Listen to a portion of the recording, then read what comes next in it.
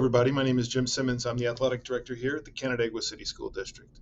I'm very excited about this school year and the fall season in particular. We have a variety of items to share with you today to help kick off the season, and some important information as we deal with the global pandemic. We're very excited.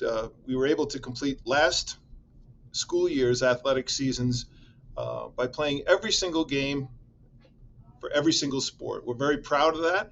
It was challenging, but we feel that a lot of the lessons that we learned last year will come in handy and help us have a successful year moving forward.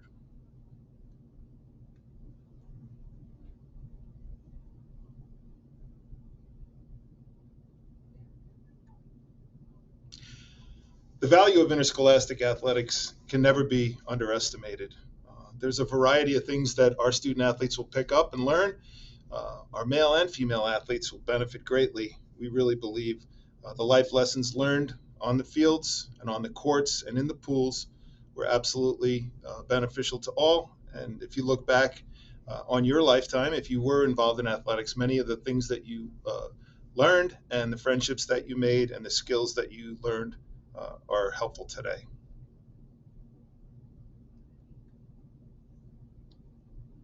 Grit. It's a word that's used pretty commonly these days, but there's no better way to gain grit than through competition and training and hard work. We're all in this together. That's kind of a theme that we're excited to apply as we did last year. As I said earlier, we went through a very difficult year last year, but we believe that our student athletes really prospered and learned and grew through the difficulties and challenges that we faced. The protocols are not always easy, but we think that if we all work together, we'll have another successful year.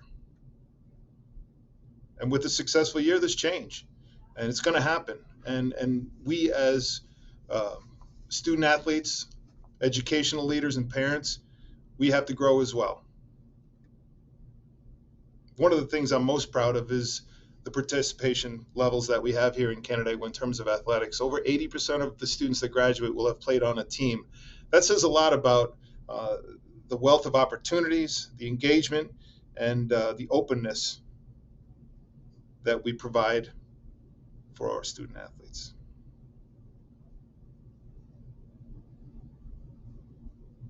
Mental and physical toughness and the pride that our students have really helps them be successful.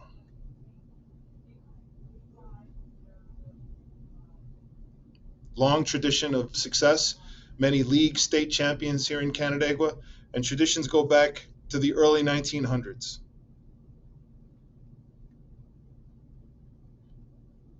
Giving back is a key component of many of our teams. Most every varsity team has put together a community service project of some kind. And right here we see our girls volleyball group, who was a state award winner in terms of community service challenge through New York State Public High School Athletic Association. It's more challenging with COVID to find those opportunities, but our coaches do a great job, and I'm confident that most teams will be involved in something in terms of giving back to the community. Speaking of giving back, the Shootout for Soldiers was a big success this summer. We raised almost $60,000 for veterans causes, and our student athletes worked hard. Our community came together, and we gave back to those who gave so much for our country. Why have we been successful? It starts at the top. Our Board of Education, our superintendent are incredible in terms of their support. They understand the value of athletics. They support us with financial needs that we have, and we have shown that our kids have developed a good character, discipline, teamwork, and commitment through that support. And you as parents as well couldn't do it without you. We have a large program. We have pretty much every sport you can imagine we offer. We have 28 programs, 1,500 roster spots, and it's a tremendous thing to oversee, but the opportunities for our student athletes are significant. Our number one priority is always student safety. In taking that into account, we always want to make sure athletes are at a good competition level, that they can thrive and be successful.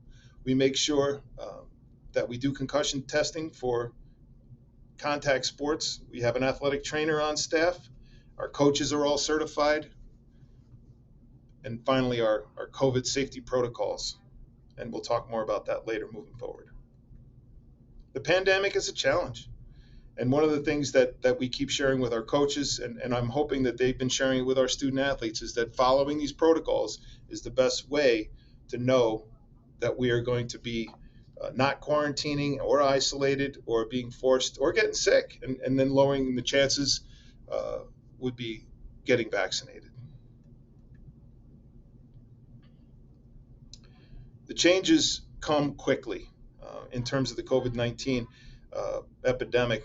We are working closely, our superintendent does, with Ontario County, and as things change or get modified, we always stay in touch with parents and families using Brave Square. At the present time, we're not requiring that our coaches do screenings and temperature checks, which we did last year.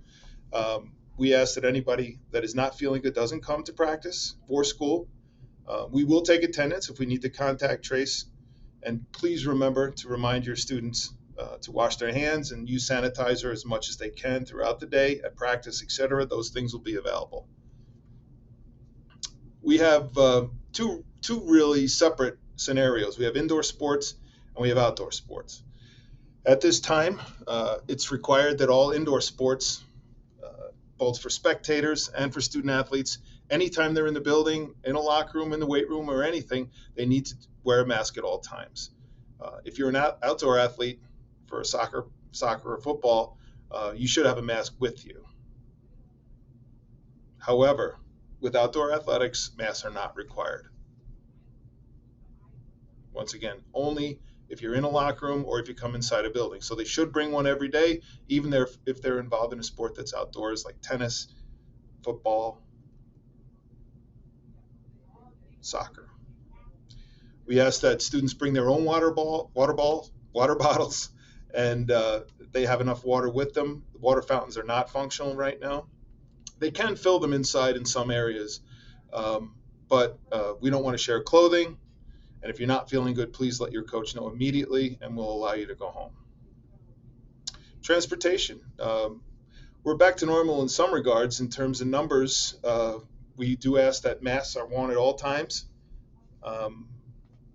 but students can fit 2 to a seat, and we try to open the windows and make sure that there's a lot of fresh air on those buses. Spectators for indoor events will wear masks at all times. Outdoors, no. There is no limit on the number of spectators at the present time. When we're outdoors at a high level, which we are currently in terms of our county numbers, we ask that folks sit 3 feet away whenever possible. Families can sit closer. Concession stands will be open outdoors only. We don't want to share any food. If there are team meals, we're asking that the student athletes are provided individually wrapped items, and we want to sit at 3 foot distances when indoors, just like they do at lunch in school. Talk a little bit about social media. Everybody's on TikTok, it seems, or Twitter these days, which is great. And there's freedom of speech. We understand how important that is, and we understand that student athletes want to get out there and put information out there, and it's such an engaging thing for all of them. We know that. It's a great communication tool, social media. But we have to be really careful in terms of how we treat one another, what we post, that stays with you forever. No trash talking. We want to make sure that if somebody pulls up your social media account when you're looking to go to college, they don't see anything that's inappropriate that could impact your admittance to a university or even getting a scholarship, that type of thing. If there's bad stuff, that could come back to haunt you. We want to stress that with our student athletes to be real careful in how they do those things. One of the folks that came in that talked about social media and appropriate use came in and talked about thinking before you post. Could you share it with your family? Is it respectful? You want to protect your identity. Don't give out too much personal information. And you want to look professional. You want to be appropriate. Um, our philosophy changes as we go up higher in different levels. Grade 7, 8 is the modified level, where we want to learn the game and develop basic skills, the fundamentals. We try to keep as many athletes as we can on our teams. However, there is a point where it becomes unmanageable and you cannot coach all those athletes. For instance, with a basketball team, you can't have 35 kids on a basketball team. There's just no way they'd even get in the game with their 5 being on the court. So there are reductions at times. We want to keep as many as we can, like I said, but there are times we do need to make selections. Junior varsity, it ramps up a little bit. There's still continuous development. Squad size is dependent on the sport. Some sports can keep everybody, some can't. There's no guarantee of playing time, but is more emphasis on physical conditioning, refining skills, etc. At the varsity level, it's more so more competitive, and there's a focus on success. But we need to balance that team success with the development of sportsmanship and learning key character traits. If you are interested in college athletics, our counselors can help you sign up for the NCAA Clearinghouse. Parents can go do that with their counselor. But please remember that college scholarships are very, very rare. Specifically, full scholarships. It's so rare I can't even tell you. But across the country, less than 2% of all athletes that participate get any kind of scholarship. You're much more likely to get academic money. I think back about my own son and his ability to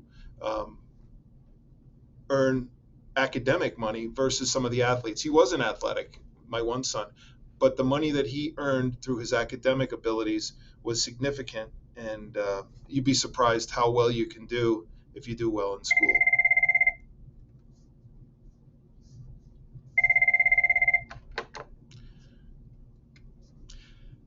You have an opportunity to join our booster clubs, and they do great things. We have a separate 501c3 organization called CASB, Candidate All Sports Boosters, Inc. They've raised over $200,000 a year for the last 12 years.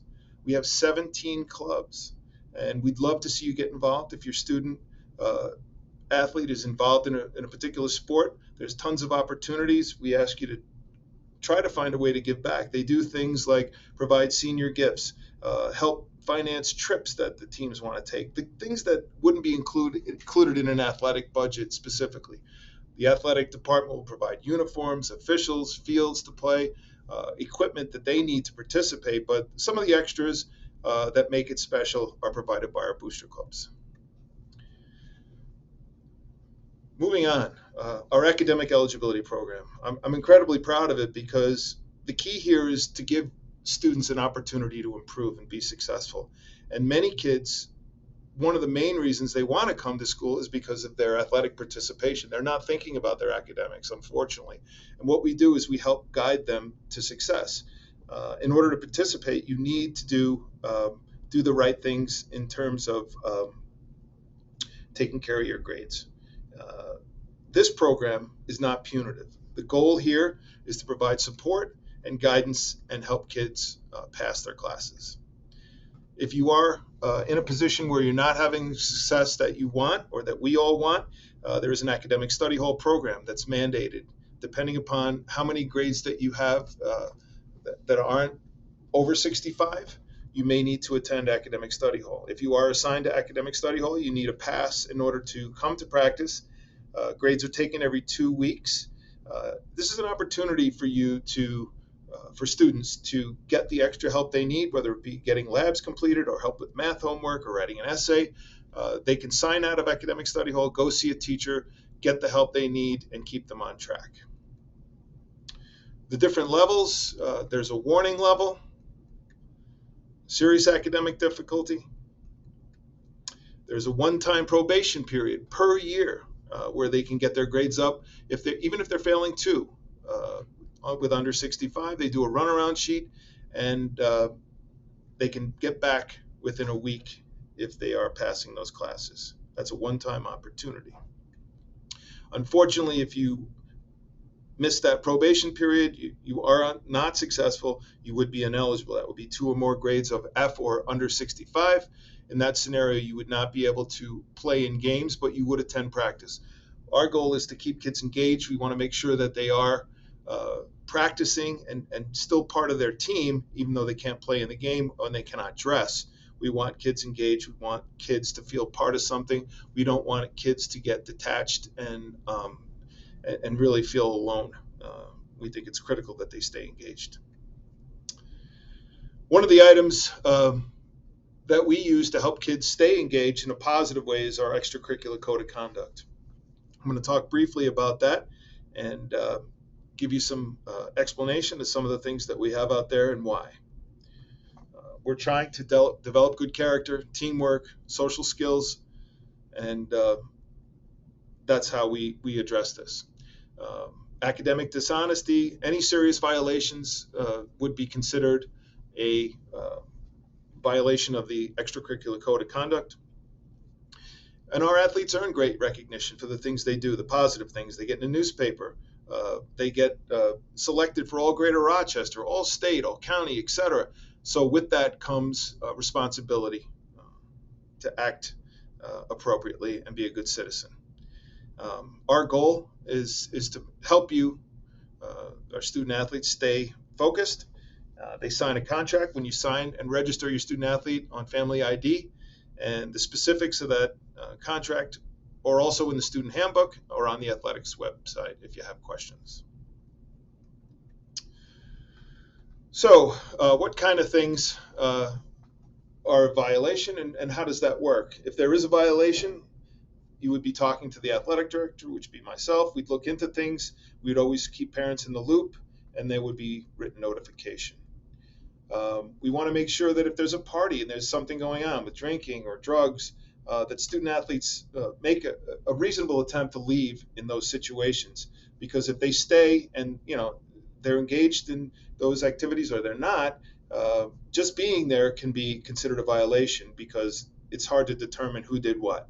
We try not to get into those situations, but sometimes they occur. If there's a large gathering, we want to make sure kids are safe and they try to get away from any situation involving drugs and alcohol.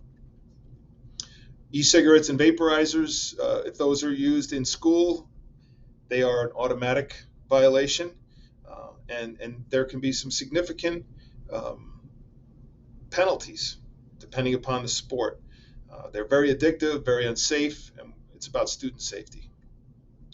If a student has an issue or a problem, or they think they might have an addiction, and they come forward and they talk to a school administrator or a teacher, being proactive, not afterwards, but in advance, they will not be given a violation. But the goal is to get them the help they need, to get it right away, but not after the fact. So we do embrace that, and we will keep that confidential, and we will get that student the help that they need. One of the things that is hugely problematic is hazing, and there is zero tolerance for that. And I put together a little definition here. I won't read it to you, but basically has to do with older student athletes, specifically asking younger kids to do things that they wouldn't do themselves, kind of an initiation ritual, and it's a crime, and we take it very seriously. So we want to make sure that kids aren't engaged in those things and they understand how serious it could be. What do you have to do to be successful in school and stay eligible? Well, you need to come to school, and on any given particular day, you have to attend at least 50% of your day. If you come in late, if you want to participate in extracurricular activities, you need to come to school every day. And if there's a pattern of truancy or disciplinary actions, we will look at that, and it may be considered a violation. Our goal is to not have those things happen, but we want to make sure that kids are behaving properly. Like I said, they're role models, and they are held on a pedestal to a certain degree. And athletics is something that is an extra, and it's not a right, but it's something that you earn. Kids need to participate in phys ed on any given day if they want to practice or play in a game. If you're not good enough to participate in phys ed, you certainly can't be ready to go to practice after school. What if there's an issue? Well, communication is critical. We all know that. We hear it everywhere we go. But a lot of times misunderstandings happen, between something a coach may have said or something a student athlete feels a coach may have said or what they meant. So what I ask is that the student athlete discusses it with the coach, if at all possible. And if not, that can't be solved, the parent can certainly contact the coach. And if it can't be solved at that scenario and that level, then certainly please contact me. But if there's a safety issue, feel free to contact me at any given time. But without a process and without, a line of communication, step 1, step 2, step 3, things become chaotic and misunderstandings blow up and get bigger than they need to be. If we start at the lowest level and try to solve it at that level, many times things work out just fine. Spectators, please cheer positively. One of the things that we really struggle with is getting officials. And one of the reasons people don't want to officiate is because of the folks in the audience sometimes get on the officials, and it's very disconcerting. They're not highly paid. They do it because they love the sport, and we don't want to treat them in any way other than the best way. We're going to ask you to be role models and cheer positively, be loud, and have fun. We don't charge for any of our events. Spectators are not limited this year. We're really excited about that. We want to make sure people act appropriately and have a good time and cheer loud and be proud. On the athletics website, you can find all of our schedules. You can also sign up for email updates. If there's a change in your student's schedule, it can happen quickly and you'll get an immediate notice. Here's a little picture of our website, and there's the schedules, how you register, all the different locations of the facilities in our district. Once again, a reminder about the code of conduct. It's signed online. Academic study hall we talked about. The Brave Square app is huge. If you download that to your phone, you'll get all your updates. And right here, you've got updates from the district, conference signups, emergency alerts, all that good stuff. I have it on my phone. It's really easy and free to get. In terms of student safety, one of the things we always make sure we have available is a trainer. If there are issues that arise, Jeremy Herneman can be reached, and there's his contact information right there. He will do our concussion testing. He will make sure that the return to play protocols are followed if there are concussions, and he can help out as a liaison when your student is injured.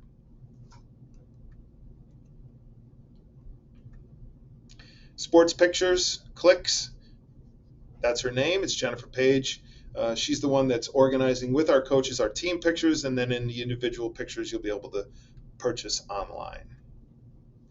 If there are questions, please contact my office. There's our number, our emails. Love to hear from you. If you have anything that you need help with, happy to do that.